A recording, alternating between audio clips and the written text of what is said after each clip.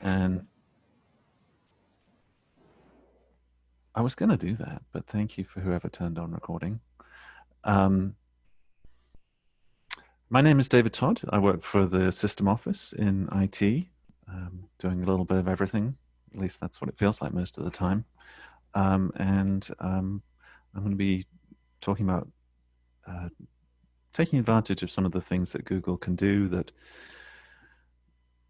it has great depths that we often don't plumb, and we're used to some things, and yet there are tools that we use every day that have features that can be really handy and useful. And so that's sort of what my focus is going to be today. In doing this, I'm going to be ably assisted by, that's not Paige Durham, that's Terry Milroy. Oops, hold on. So I am actually going to be assisted by Paige as well, I think, and Gannon. So all right, that's not Paige Durham. We were monkeying around with pictures and what have you first just before the meeting. So I apologize for that. That's Terry from Southside. Paige is from Germana. We have Gannon from Lord Fairfax. We have Sherry from the System Office. We have Jennifer from Danville. I always have to think about what DCC stands for. So lots of wonderful people. If you have a question, post it in the chat.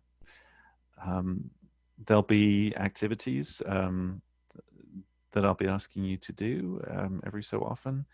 And this is, as someone has already pointed out, being recorded, and we'll make both the recording and the slides available for you later. So you can always review if you get behind or you get stuck on something or get too deep into something, that you can do that. So let's have a look at the agenda. Oops. My basic goals to cover 5 things, and I'll probably spend more time up front than at the end on these, but searching, Drive, Docs, Voice, and Mail. And we'll sort of learn more as we go about each of those things, and hopefully it will be handy. And searching seems like one of those things that, well, everyone knows how to search on Google. Why is this even a thing? Why am I even talking about searching? But there are some things that you can do in Google that a lot of people aren't aware of, and that can be very handy at certain times. And one I always like to start with is the ability to search by time in specific time periods. So I actually ran into this. So the screenshot here is an example of where I was looking for a bug, and I didn't want to. If I'm looking for a computer programming bug, which is not something you guys might worry about, but if you are, finding something from 10 years ago isn't going to help you very much. But finding something from within the past year, or if it's a really current issue within the past month, can be very handy. I recently was doing some research on Australian vocational education.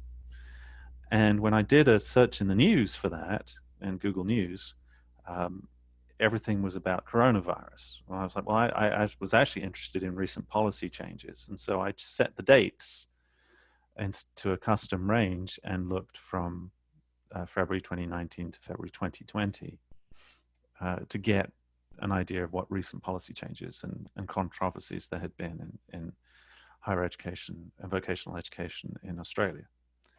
But this same pattern of being able to search by date is available. So when you do a search, and again, let's say we want to,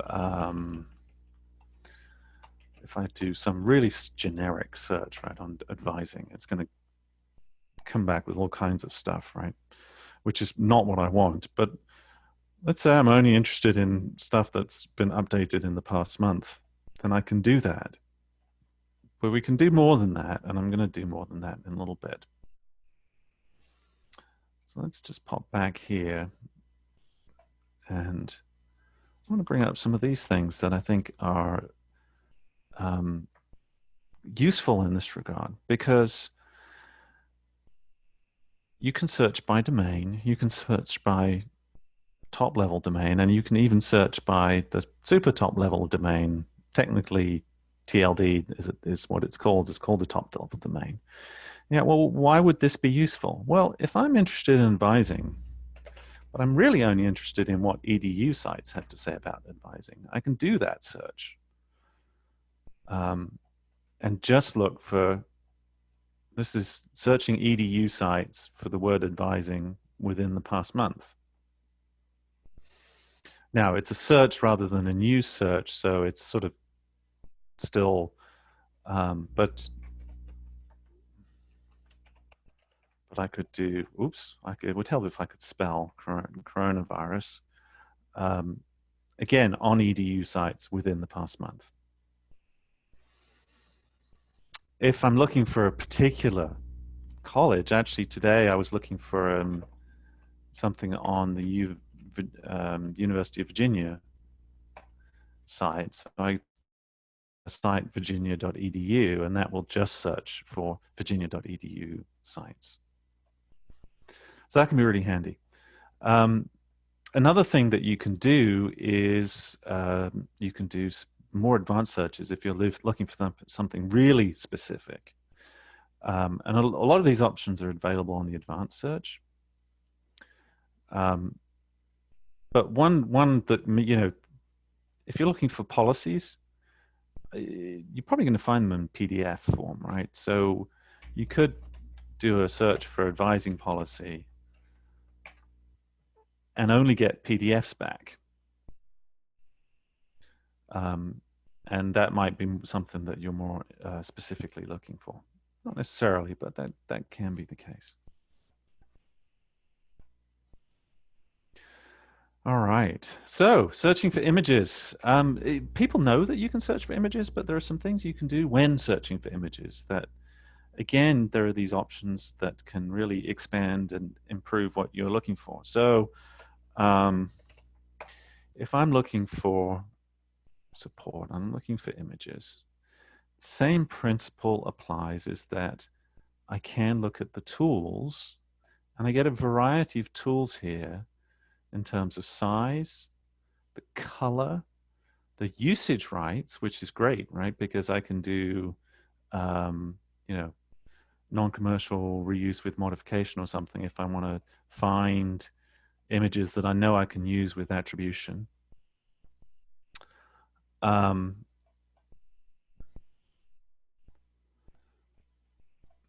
I can just ignore that if I want, right? Let's go back to tools, type.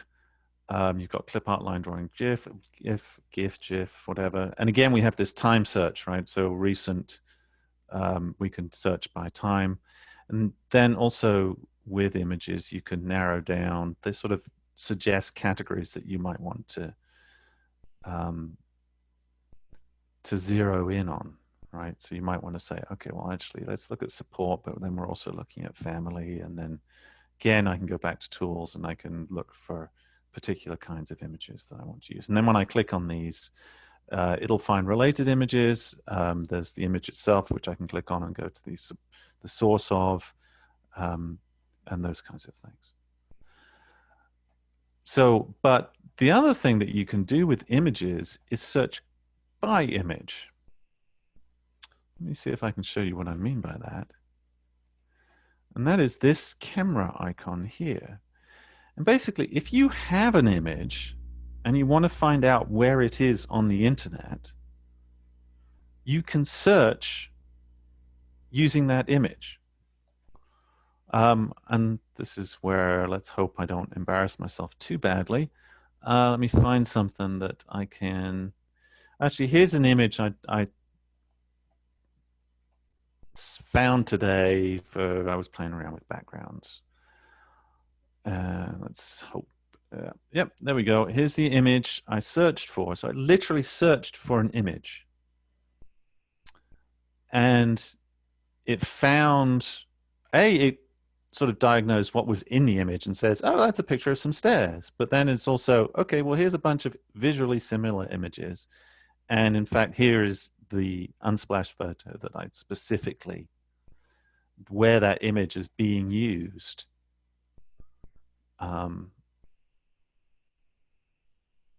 around the internet. And so that takes me back to the source of where I actually got that image from. One way people use this is if there's a face in an image, they can see where that face came from.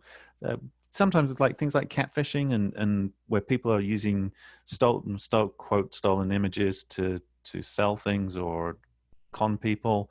You can do a reverse, this is what's called a reverse image search. Like, oh, this comes from a generic sort of site that someone's just grabbed an image from. So there's more that you can do with searching. Particularly, you can do @ for social media, dollars for prices, pound for hashtags. Phrases can be very handy, and the ability to remove a word from a search result can be very handy. So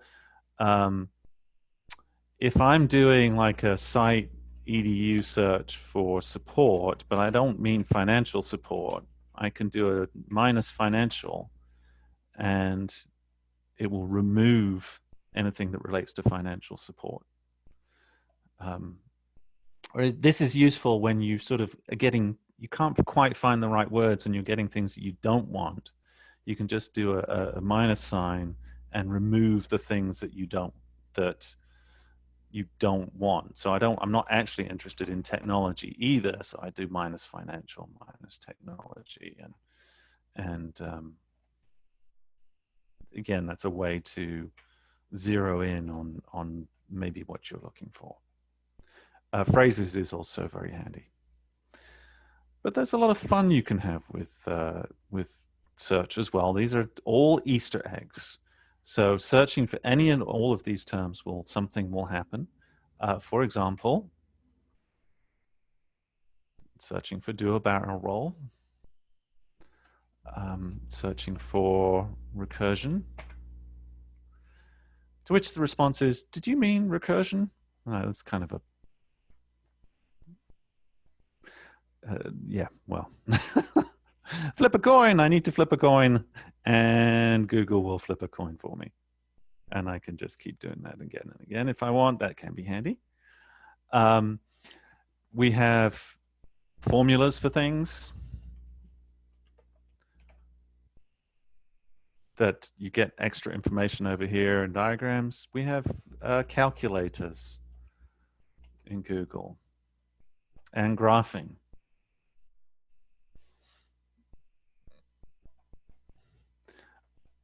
And different languages. So I could turn Google into use Pirate or Klingon or Swedish Chef or Japanese or Italian or whatever language I wanted it to be in. On Google Maps, you can search for the TARDIS and go inside of it, and you can also go to Loch Ness and find a monster if you wish. One of the things I like in terms of like more concretely useful things are that there is a full-fledged calculator in Google that you can use to do calculations. And conversions can be a lot of fun. So you can convert, this is lengths, right? Converting one length to another, but there are conversions for all of these things as well. So volume conversions, which, you know, in US Imperial is always challenging. And if you really try, you can sort of do things like 1 furlong in fathoms, and you'll get a conversion that 1 furlong is equal to 110 fathoms. So all kinds of conversions that you could possibly think of. There's a timer, which can be useful in situations like this, where you're timing something and you want a countdown. As you can see, there is also a stopwatch. You can always look up the time. There's a dictionary. You can track your packages. There's a metronome in Google, which you can set and get a regular tone on. And Scholar. Scholar is great. One of the things that I encourage people to do in Scholar is in your settings is to set up your library links. So I have New River Community College set up as my local library, but also ODU, so that when I search for something, it will return results that that relate to. I have no idea if this will work, but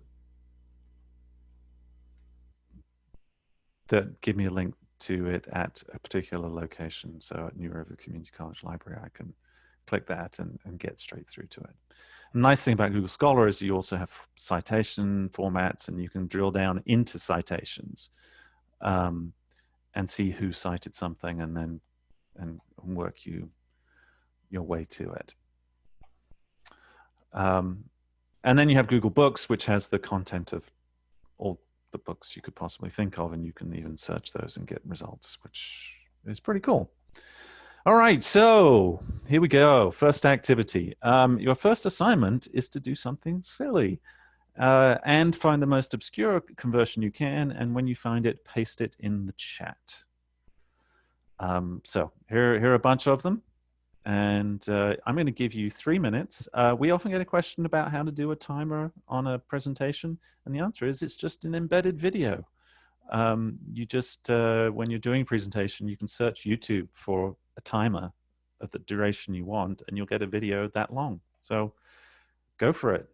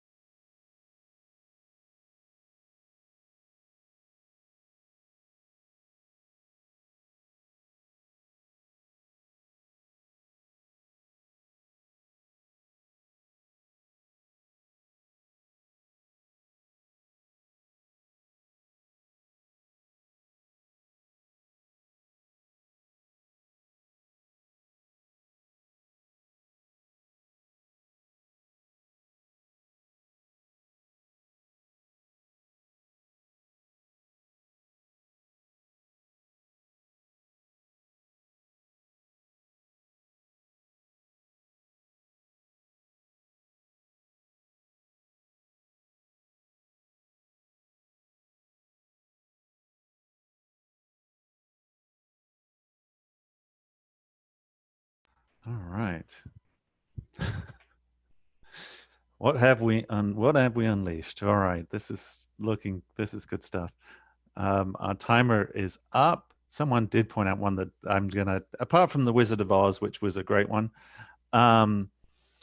the speed test can be very handy. There are other services like speedtest.net, I think, but Google has a speed test, which is great if you're trying to track down connection issues. So that's one I think that's worth mentioning specifically. All right, we're going to keep moving. We're going to move on to Google Drive. Really with Google Drive, one of the things about Google Drive is searching Google Drive. And one of the great things about Google Drive is searching Google Drive. So I'm going to, this is my Google Drive. I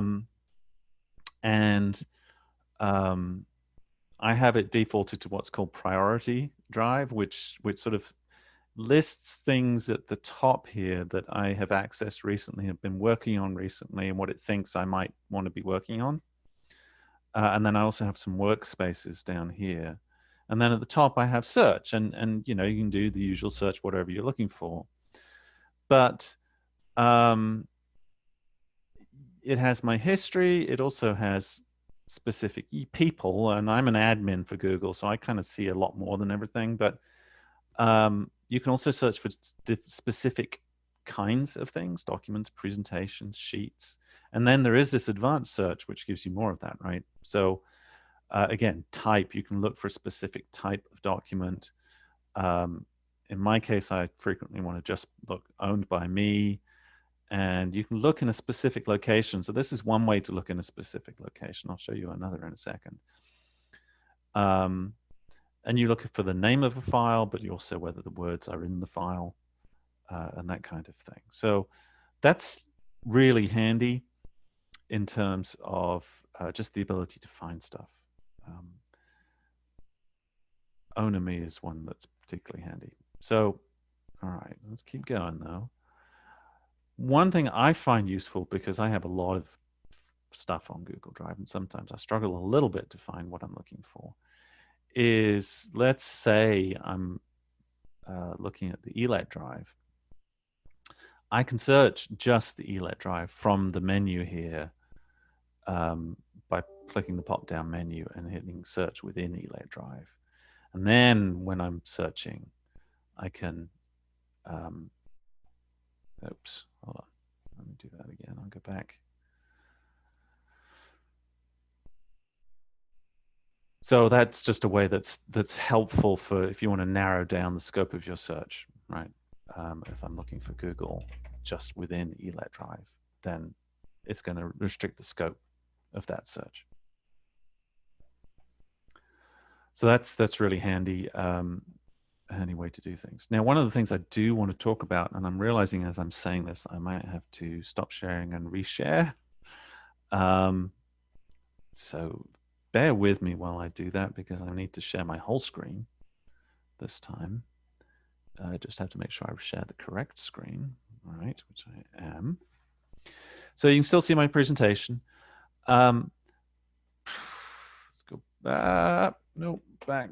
There we go. Drive for Desktop. Drive for Desktop is really great. I really like it. You may have some struggles getting it installed, but you can get it installed. It's really wonderful, because what it does is everything that I have in Google Drive, and you can look, there's my drive and my shared drives and what have you, right, is also,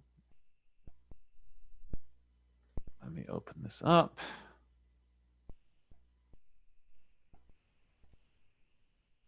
It's a little small on the screen, but this is my computer, right? And here they're just folders on my computer. And this is because I have installed Google Drive File Stream, which is also known as Drive for Desktop, and can be installed by going to the cogwheel in Google Drive. And what it does, it gives you a G drive, like it's a network drive. And in that network drive, you just treat. Sorry, I'm clicking all kinds of things here. You just treat it like any other drive, except that when you save it, it gets synchronized up to the cloud, and then it gets taken off your computer in the sense that if I go back here,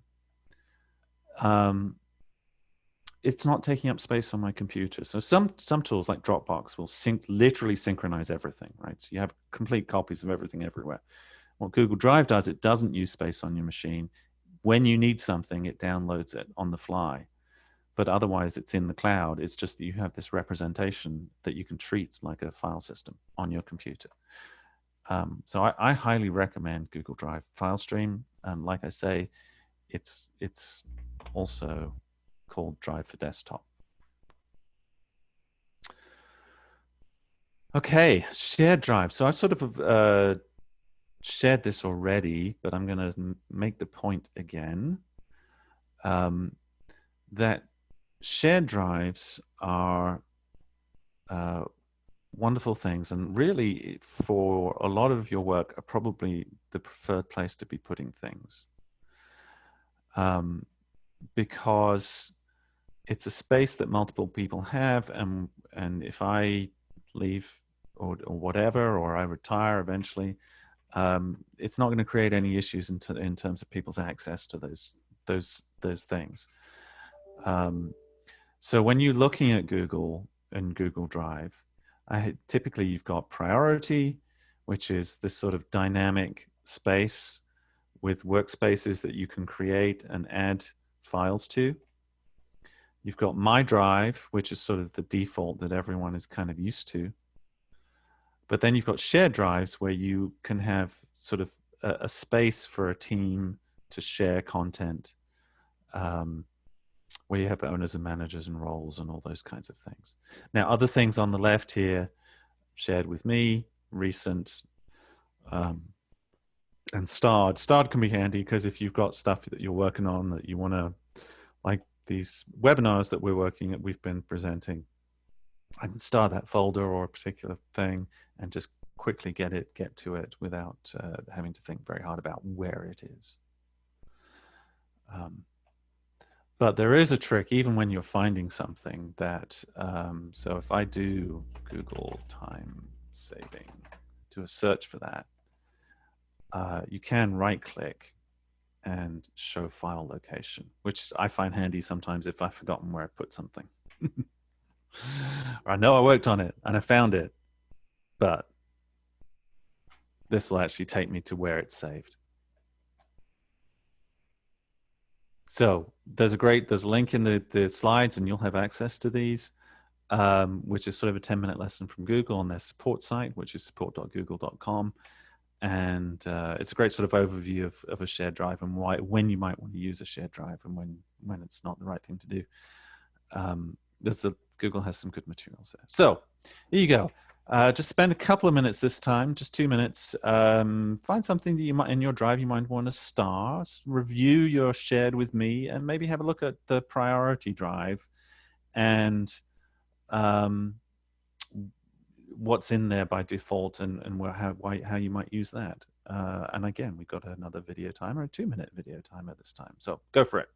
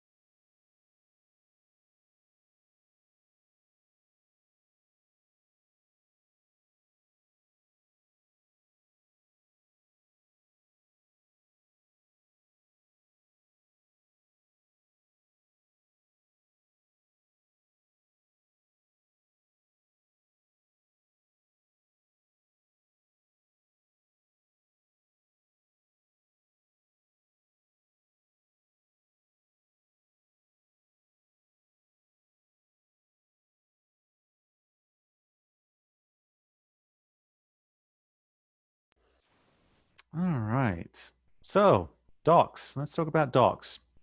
It's not just docs. It's general collaboration. What I'm going to do is I am going to go into my drive and I am going to create a new document, which you guys are. Now, notice that I have an option to create it from a template. I'm not going to do that right now, but there are some interesting templates that are worth using.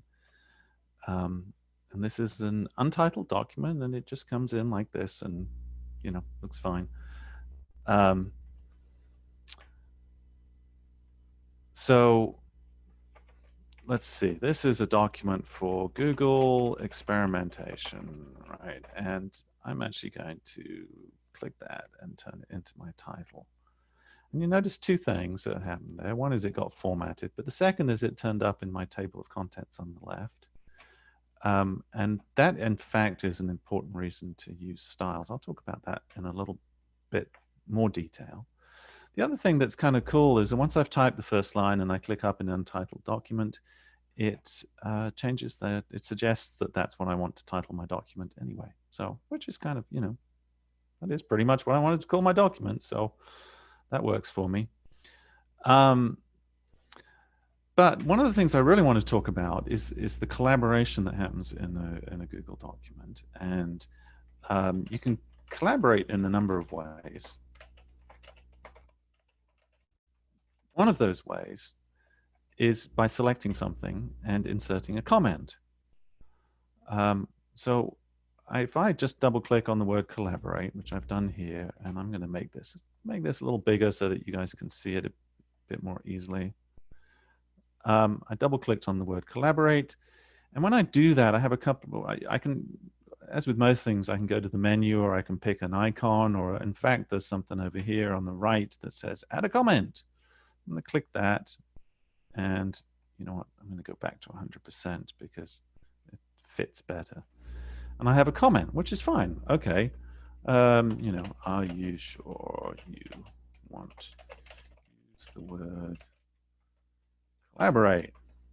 Well, not are you, are we sure we want to use the word collaborate? Well, who's we in this situation? Well, you know what? I'm going to assign this to Sherry Prupis. And I did that by using the plus sign. I typed plus, and then I'm going to assign this to Terry Milroy as well. And I can actually do it searching by her name. And the reason for that is that in Google, we have it set up that an employee can look up a different employee. And I can even make it assign it to them as a task.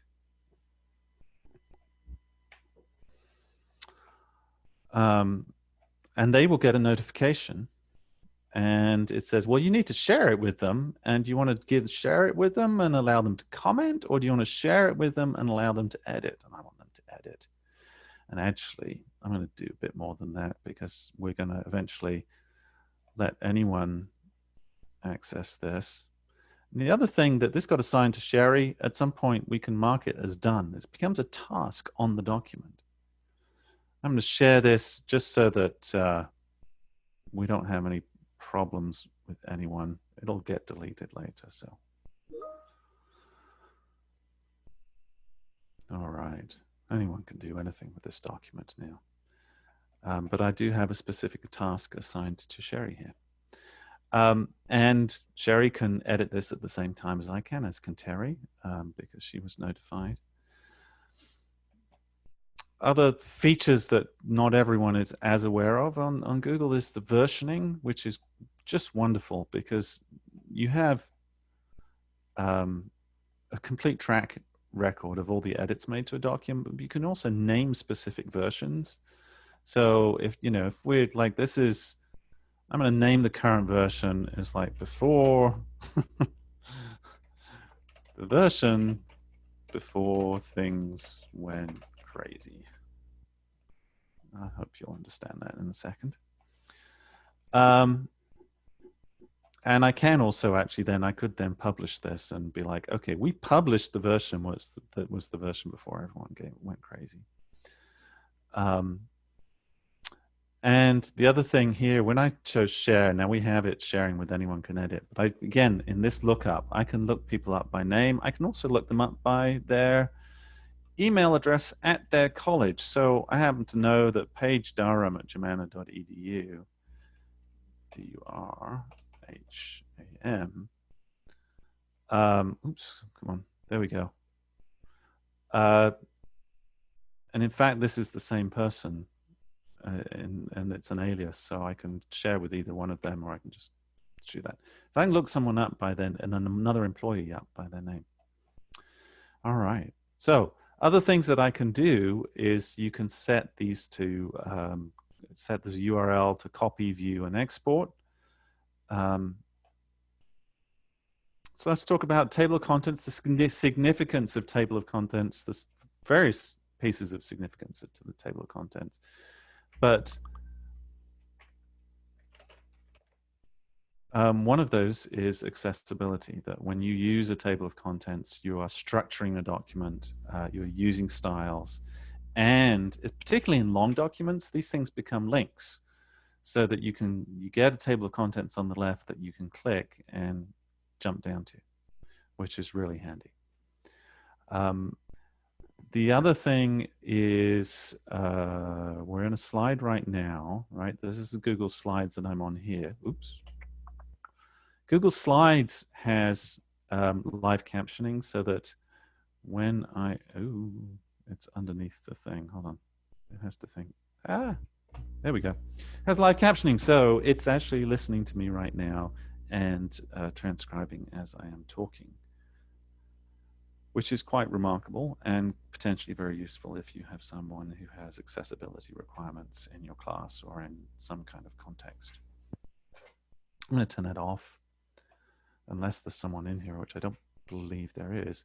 But we have something similar in Google Docs as well, which is voice typing, where I can choose that option from the Tools menu, click to speak, and now Google Docs is going to transcribe everything that I'm saying, period. And it acts just like normal dictation, period.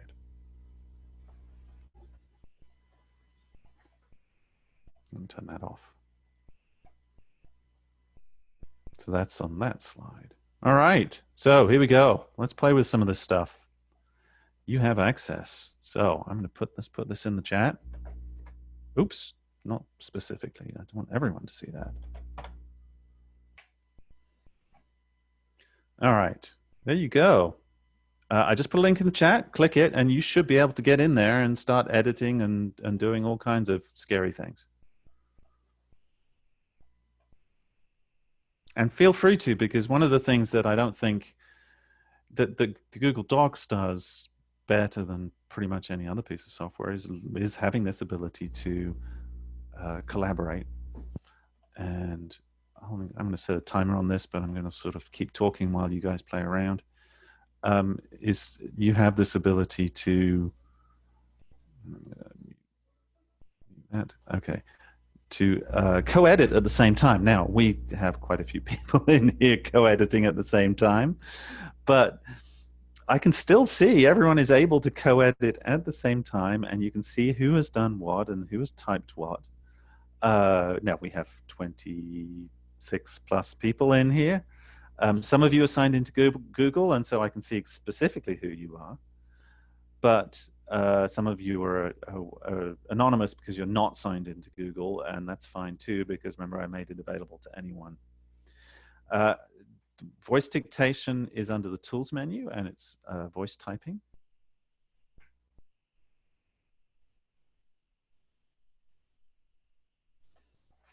But I think you can see that I've found this real-time co-editing can be useful if you have multiple people taking notes on a meeting, for example. But that could be in a classroom, like class notes or something like that, where students are co-editing class notes. Or there are a number of situations where you could be working on a document together and having a conversation while you're both working on the same document, and you're not stomping on each other you're not stomping on each other's work because you can see each other's work and you can see what the other person is doing and that kind of thing.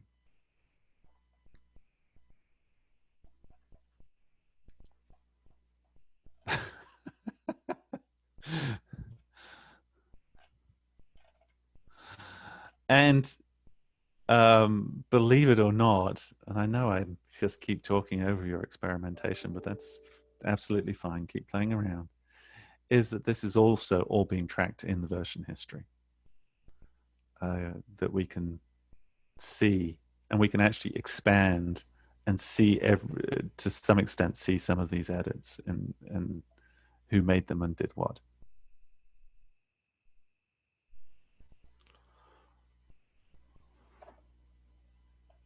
Okay, you guys are having a lot of fun, obviously.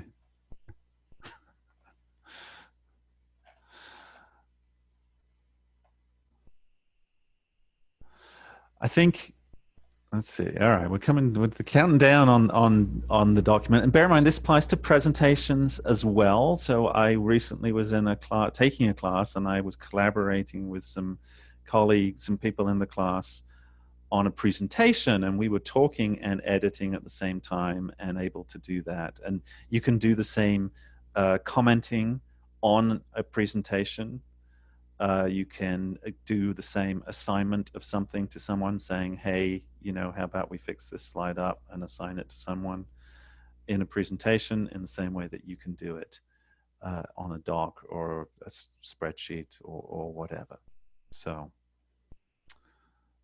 and then so when you start to put this together with shared drives and sharing, there's really a lot of power here in terms of potential in terms of what you can do. All right, Google Voice. I'm not going to spend a lot of time on Google Voice, but I just want to make you sure you are aware of it, because one of the things that we have had people mention is that when they don't want to share their personal cell phone number, home phone number with students, but they need to have a phone number that works when they're not on campus. And now some colleges have a solution to that. They use Jabber and what have you, and that's fine. Some colleges don't have a solution to that. And one answer is to go to voice.google.com and sign up using a gmail.com account. And the reason I say that is because it doesn't work with your EDU account. It does work with a gmail.com account. It's free calling within the United States and Canada, and it's like 1 cent a minute to England, as I know pretty well. But it also is something that you can forward, and it can sort of be, it's a number. You get a phone number that people can call, and then you can redirect it to your cell phone or whatever without people being aware that that what your real number is. So it's a way to have a sort of generic number out there that people can use that's not your personal thing. But then you can also do things like set times at when it's available. So, you know, it only works in business hours or whatever. It also does automatic transcription of voice messages, which is kind of cool. Mail. You like mail? What do I need to know about mail? Then what I would suggest you do in mail, and I'll show you this on mine, is set your Gmail to forward everything to your work account. At least that's what I've chosen to do. Some people choose to do it differently. But if you go to the settings on your Gmail,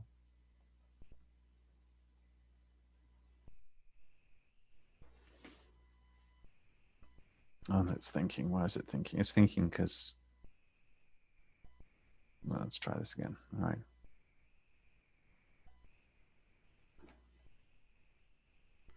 All right, well, that's going on. Okay. Just give me a second here.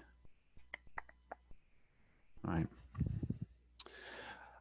You can go to forwarding and pop IMAP, and in my case, it's kind of a busy interface here, I'll be honest, but I have it set up so that I get a copy of everything to my main work account, and so I don't really have to think about where the emails are. So that's, I think, to be recommended. And the other thing about Mail is that if you do use your Google Mail, it has simple searching and it has sophisticated searching. So again, let me go back to my inbox so it's a little cleaner. You can do a specific search for something from a specific person, right? I'm going to probably pick on Sherry. There we go. I'm going to pick on Sherry again, and I can find something that's specifically from her. And she's in my contacts. And actually, that's something else I want to point out to you. If I go to Google Contacts, the directory here is a directory of employees. And I'm going to search for Gannon. And when I search for Gannon, I find that he is GMN 2270, but he's also G. Nordberg at lfcc.edu. And as an employee, you have this functionality as well. So where are we? We've talked about searching. We've talked about Drive. We've talked about Docs. We've touched on Voice. And we've touched on Mail. I'm going to do one more thing for you. Two more things. One is support.google.com, because there's lots of great help stuff and you can drill down and learn things. YouTube is great for, these days when I want to learn something, I pretty much start at YouTube because someone has taught me about it. I do want to show you one thing that I don't know if you guys noticed, but every time I open a new tab, I get a different piece of art. And the way I do that is something called the Google Arts and Culture. It's an extension. I think it's an extension in Chrome. I'm pretty sure it works in, you have something similar in IE and Firefox.